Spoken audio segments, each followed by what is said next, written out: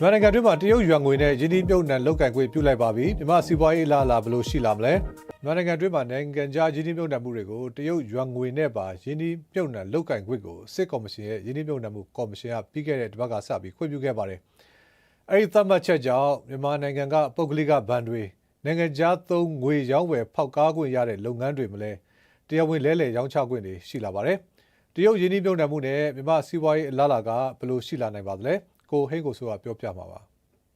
ယင်းနှိမ့်မြုပ်နှံသူတွေဟာနိုင်ငံတွင်းကဘဏ်နဲ့ငွေကြေးလဲလှယ်ရေးလုပ်ငန်းတွေမှာယင်းနှိမ့်မြုပ်နှံငွေအဖြစ်ယူဆောင်လာတဲ့ရွမ်ငွေတွေကိုလဲလှယ်ရောင်းချခွင့်လည်းရှိလာတာမျိုးပါအခုလိုခွင့်ပြုပေးလိုက်တာဟာတရုတ်ယင်းနှိမ့်မြုပ်နှံမှုတွေအများပြားရရှိစေပြီးစစ်ကော်မရှင်ကိုတရုတ်အနေနဲ့ကြောထောက်နောက်ခံပေးတာမျိုးလို့စီးပွားရေးပညာရှင်ဦးအောင်က BBC ကိုအခုလိုပြောပြပါတယ်တရုတ်ရဲ့ယင်းနှိမ့်မြုပ်နှံမှုတွေရှိလာနိုင်ပေမဲ့လာမယ့်အစိုးရသစ်လို့အဖွဲ့ထဲမှာလူအပါဝင်မူဝါဒတွေအပြောင်းလဲလုပ်နိုင်စရာမရှိတာကြောင့်အကျိုးသက်ရောက်မှုရှိနိုင်မှာမဟုတ်ဘူးလို့လည်းဦးအောင်ကဆက်ပြောပါတယ်အခုလိုခွင့်ပြုပေးဖို့ကိုစစ်ကောင်းဆောင်ကတရုတ်နိုင်ငံကိုတွားရောက်ချိန်တရုတ်လုပ်ငန်းရှင်တွေနဲ့တွေ့ဆုံခဲ့အပြီးသူ့လမ်းညွှန်ချက်အရမြန်မာတရုတ်ယင်းနှိမ့်မြုပ်နှံမှုနဲ့ကုန်သွယ်မှုမြင့်တင်ရေးအသင်း MCITP ကိုဖွဲ့စည်းပြီးတော့အစပြုခဲ့တာလို့အဲ့ဒီအကြောင်းကိုသိရှိထားသူတွေကပြောပြကြပါတယ်အဲ့ဒီအဖွဲ့ကပဲမြန်မာနိုင်ငံအနေနဲ့2026ကနေ2030အတွင်းတရုတ်ယင်းနှိမ့်မြုပ်နှံမှုယွမ်3.5 ထရီလီယံနှစ်နိုင်ငံကုန်သွယ်မှုပမာဏ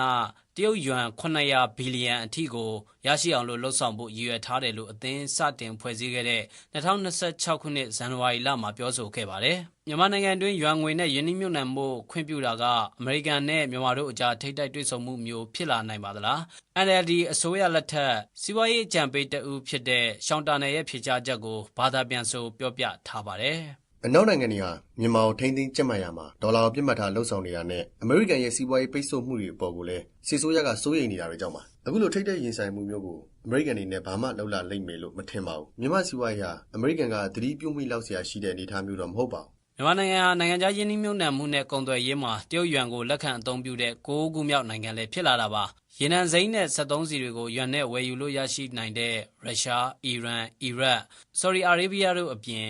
နျူကလ িয়ার စွမ်းအင်ကိုရုရှားစီကနေယွမ်ငွေသုံးပြီးဝယ်ယူတဲ့ဘင်္ဂလားဒေ့ရှ်အဲ့ဒါအပြင်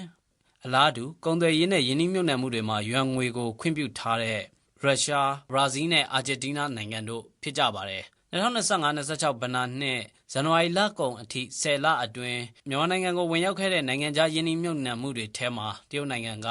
အမေရိကန်ဒေါ်လာ153သန်းနဲ့အများဆုံးဖြစ်ပြီးတော့စင်ကာပူနိုင်ငံကအမေရိကန်ဒေါ်လာ145သန်းနဲ့ဒုတိယအများဆုံးဖြစ်တယ်လို့ယင်းနှိမ့်မြုပ်နှံမှုအချက်အလက်တွေအရသိရှိရပါတယ်ခင်ဗျာ